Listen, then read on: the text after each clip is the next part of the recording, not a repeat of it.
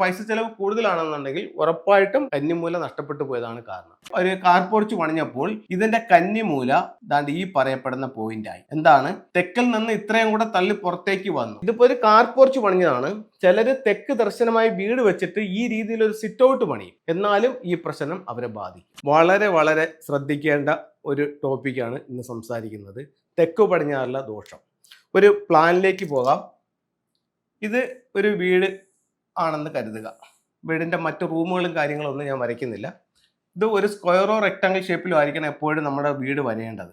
അതല്ലാത്ത ഏതൊരു വീടുണ്ടോ അതെല്ലാം വാസ്തുപ്രകാരം ദോഷമുള്ള വീടാണ്. ഇത് ഒരു വീടും 8 ദിക്കുകളും ഞാൻ അതിനകത്ത് മാർക്ക് ചെയ്യുന്നത് വീടാണ്. ഈ സ്ക്വയർ അല്ലെങ്കിൽ റെക്ടാങ്കിൾ ഷേപ്പിലൂടെ ഞാൻ വരച്ചിരിക്കുന്നത്.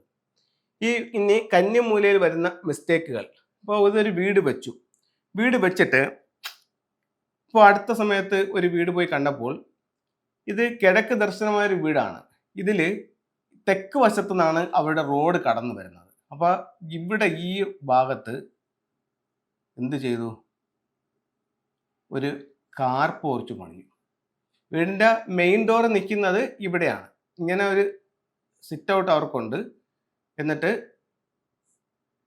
ഇവിടെ നിന്നാണ് മെയിൻ ഡോർ നിൽക്കുന്നത്. അപ്പൊ വീടിന്റെ ദർശനം കിഴക്ക് ഭാഗത്തും. ഇത് വളരെയധികം ഒരുപാട് വീടുകൾക്ക് ഇത് വന്നതാണ്. വളരെയധികം ശ്രദ്ധിക്കുക. അപ്പോൾ ഇങ്ങനെ ഒരു ഇത് വന്നപ്പോൾ ഈ വീടിനെ സംബന്ധിച്ചിടത്തോളം ഈ വീടിന്റെ കന്നിമൂല പോയി. എങ്ങനെ പോയി എന്ന് ചോദിച്ചു കഴിഞ്ഞാൽ, ഇപ്പോൾ നമ്മൾ വീട് പണി തുടങ്ങാനായിട്ട് തെക്ക് പടിഞ്ഞാറ് എന്ന് പറയുന്ന കന്നിമൂല ഭാഗത്ത് നമ്മളൊരു കുറ്റി അടിച്ചിട്ട് അവിടെ നിന്ന് ഈസ്റ്റിലേക്കും അവിടെ നിന്ന് നോർത്തിലേക്കും ഒരു ചരട് വലിച്ചിട്ടാണ് ഇതിന്റെ കണപ്പറക്കുക എന്ന് പറയുന്നത്.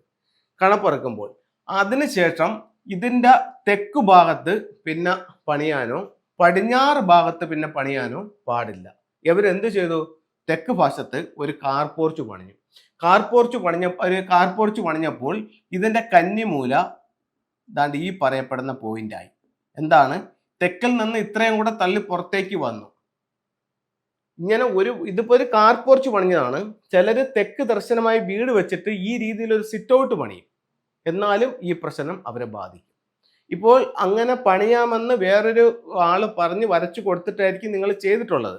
ഓക്കെ, സമ്മതിച്ചു. പക്ഷേ നിങ്ങൾക്ക് ഈ വീട്ടിൽ താമസിക്കുന്ന ഈ വീട്ടിൽ 1 വർഷമെങ്കിലായി നിങ്ങൾ താമസിക്കുന്നുണ്ടെങ്കിൽ നിങ്ങൾക്ക് പൈസ ചെലവ് കൂടുതലാണോ ഇല്ലയോ എന്നുള്ളത് നിങ്ങൾക്കൊന്ന് സ്വയം പരിശോധിച്ച് നോക്കാവുന്നതാണ്. പൈസ ചെലവ് കൂടുതലാണോ ഇല്ലയോ എന്നുള്ളത്. അപ്പൊ അങ്ങനെ പരിശോധിക്കുമ്പോൾ നിങ്ങൾക്ക് പൈസ ചെലവ് കൂടുതലാണെന്നുണ്ടെങ്കിൽ ഉറപ്പായിട്ടും ഇതിൽ തെറ്റ് സംഭവിച്ചിട്ടുണ്ട്.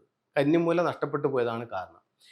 ഇനി മറ്റു ചില വീടുകളിൽ ഇതിവിടെ ചെയ്തിട്ട് ഇവരുടെ കിച്ചൺ ഈ ഭാഗത്തായിരിക്കും. ഇവർ എന്തു ചെയ്യും?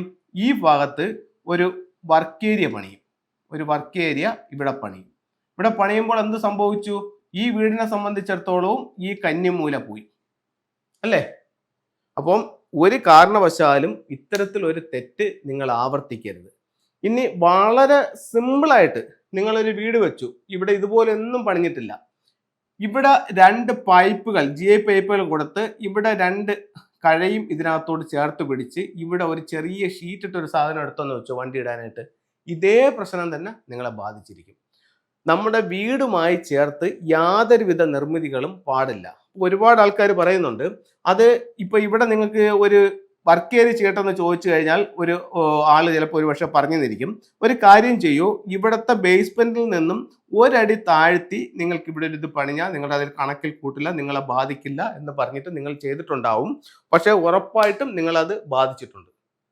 അപ്പൊ ഇത്തരത്തിലുള്ള കാര്യങ്ങൾ നിങ്ങളൊന്ന് ചെക്ക് ചെയ്ത് നോക്കൂ. അങ്ങനെ എന്തെങ്കിലും തരത്തിലുള്ള പ്രശ്നങ്ങൾ ഉണ്ടെന്നുണ്ടെങ്കിൽ ചിലർക്ക് ഇത് പൊളിച്ചു മാറ്റാൻ പറ്റാത്ത രീതിയിൽ പ്രശ്നങ്ങൾ ഉണ്ടായിട്ടുണ്ടാവും. അവർക്കൊക്കെ ആണെന്നുണ്ടെങ്കിൽ ഫെങ്ഷു ഉപയോഗിച്ചുകൊണ്ട് അത് എന്താണ് അവിടുത്തെ കറക്റ്റ് വിഷയം എന്ന് കണ്ടുപിടിച്ചിട്ട് അതിന് പരിഹാരങ്ങൾ ചെയ്യാനായിട്ട് ഫെങ്ഷുയിലൂടെ സാധിക്കുന്നതാണ്. അപ്പോൾ അവിടെ നമുക്ക് വാസ്തു, ഫെങ്ഷുയി, പിരമിഡ് വാസ്തു എന്നീ ടെക്നിക്കുകൾ ഉപയോഗിച്ചുകൊണ്ട് ഈ വീടിന്റെ ദോഷത്തെ മറികടക്കാനും നമുക്ക് സാമ്പത്തിക അഭിവൃദ്ധി കൊണ്ടുവരാനും ഈ ശാസ്ത്രങ്ങളിലൂടെ സാധിക്കുന്നതാണ്. ഇനി ഫെങ്ഷുയിലെ ചില ടൂളുകളിലേക്ക് നമുക്ക് പോകാം. ഇത് വളരെ വളരെ പ്രധാനപ്പെട്ടതാണ്. നിങ്ങൾ ഇത് കാണുന്ന ഓരോരുത്തരും നിങ്ങളുടെ വീടിന്റെ 4 ദിക്കുകൾ ഒന്ന് പരിശോധിച്ച് നോക്കൂ. ഏതെങ്കിലും തരത്തിൽ ഏതെങ്കിലും ഭാഗത്ത് ഒരു ഇറക്കിയിട്ടുണ്ടെങ്കിൽ ഉറപ്പായിട്ടും തെറ്റിയിട്ടുണ്ട്. അതുപോലെ തന്നെ ഈ സ്ക്വയറിന് നഷ്ടപ്പെട്ടിട്ടാണ് നിങ്ങളുടെ വീട് വന്നിട്ടുണ്ടെന്നുണ്ടെങ്കിലും ഉറപ്പായിട്ട് നിങ്ങൾക്ക് അവിടെ വാസ്തുദോഷങ്ങളുണ്ട്. ഒരുപക്ഷെ ഇപ്പോൾ നിങ്ങൾക്ക് കുഴപ്പമൊന്നുമില്ലാതെ മുന്നോട്ട് പോവുകയാണെന്നുണ്ടെങ്കിൽ പോലും അത് നിങ്ങളുടെ സമയത്തിൻ്റെ ഗുണം കൊണ്ടായിരിക്കും. സമയം എപ്പോൾ മോശമാകുന്നോ ആ സമയം മുതൽ നിങ്ങൾ തിരിച്ചടികൾ നേരിടേണ്ടി വരും. ഇത് ആരെയും പേടിപ്പിക്കാൻ വേണ്ടി പറയുന്നതല്ല. വളരെ സിമ്പിളായിട്ട് ഇതിന് ചില ടൂളുകൾ ഉപയോഗിച്ചുകൊണ്ട് നമുക്ക് പരിഹാരം ചെയ്യാനായിട്ട് പറ്റും. അപ്പം നമ്മൾ വാസ്തുവും ഫെങ്ഷുയും കൂടെ കൈകാര്യം ചെയ്യുന്നത് കൊണ്ടാണ് വളരെ സിമ്പിളായിട്ട് നമുക്കിതിന് കാര്യങ്ങൾ ഉള്ളത്. ഫെങ്ഷുയിലെ ചില ടൂളുകളിലോട്ട് പോവാം. ഒരു വീട്ടിൽ ഒരു കുട്ടിയുടെ വിദ്യാഭ്യാസപരമായിട്ടുള്ള ഉയർച്ചയ്ക്ക്, അപ്പോഴത്തേക്കെന്ന് പറഞ്ഞു കഴിഞ്ഞാൽ ഇപ്പം ഒരു ഒട്ടും പഠിക്കാത്തൊരു കുട്ടി, പഠിത്തത്തിലേ താല്പര്യമില്ലാത്തൊരു കുട്ടിയെ സംബന്ധിച്ചിടത്തോളം വടക്ക് കിഴക്ക് ഭാഗത്തൊരു പകവ ടവർ വെച്ചുകൊണ്ട് എല്ലാ കാര്യങ്ങളും നേടാം എന്ന് അല്ല ഞാൻ പറയുന്നത്. ഇപ്പോൾ കഴിവുള്ളൊരു കുട്ടിയാണ്, പക്ഷെ ആ കുട്ടിയുടെ കഴിവിനനുസരിച്ചിട്ട് ഒരു മുന്നേറ്റം കിട്ടുന്നില്ല. എവിടെയൊക്കെയോ എന്തൊക്കെയോ തടസ്സങ്ങൾ ആ കുട്ടിയെ ബാധിക്കുന്നു. അങ്ങനെയാണെന്നുണ്ടെങ്കിൽ പഠിക്കുന്ന ടേബിളിൻ്റെ വടക്ക് കിഴക്ക് ഭാഗത്ത് ഇത്തരത്തിലുള്ള ഒരു പഗോഡ ടവർ കൊണ്ടുവയ്ക്കുകയാണെന്നുണ്ടെങ്കിൽ, അല്ലെങ്കിൽ നിങ്ങളുടെ സ്വീകരണ മുറിയുടെ വടക്ക് കിഴക്ക് ഭാഗത്ത് ഒരു പഗോഡ ടവർ വെക്കുകയാണെങ്കിൽ നിങ്ങൾക്ക് വിദ്യാഭ്യാസപരമായിട്ട് അഭിവൃദ്ധി ഉണ്ടാവും. ഇത് ഒരു ക്രിസ്റ്റലിൻ്റെ ബ്രേസ്ലെറ്റ് ആണ്. ഇത് നാച്ചുറൽ ആയിട്ടുള്ള സ്റ്റോൺസ് ആണ്. അപ്പോൾ ഇത്തരത്തിലുള്ള ഒരു വൈറ്റ് ക്രിസ്റ്റൽ ധരിക്കുന്നതും കുട്ടിയുടെ വിദ്യാഭ്യാസത്തിന് നല്ലതാണ്. ഇത്തരത്തിലുള്ള ചെറിയ ക്രിസ്റ്റൽ ബോളുകൾ, ഇത് കുറച്ച് വലിയ ബോളാണ്. ഇത്തരത്തിലുള്ള ചെറിയ 8 ക്രിസ്റ്റൽ ബോളുകൾ ആ കുട്ടി പഠിക്കുന്ന റൂമിന്റെ വടക്ക് കിഴക്ക് ഭാഗത്ത് വെക്കുന്നതും കുട്ടിയുടെ വിദ്യാഭ്യാസപരമായിട്ടുള്ള ഉയർച്ചയ്ക്ക് ഏറ്റവും നല്ലൊരു ടൂളായിട്ട് ഫെങ്ഷുയിൽ കണക്കാക്കുന്നു. അപ്പോൾ ഇത്തരത്തിലുള്ള ഓരോ ടൂളുകളും നിങ്ങളുടെ ജീവിതത്തിൽ ഒരുപാട് നേട്ടങ്ങൾ കൊണ്ടുതരട്ടെ എന്ന് പ്രാർത്ഥിച്ചുകൊണ്ട് നിർത്തുന്നു. നന്ദി, നമസ്തേ.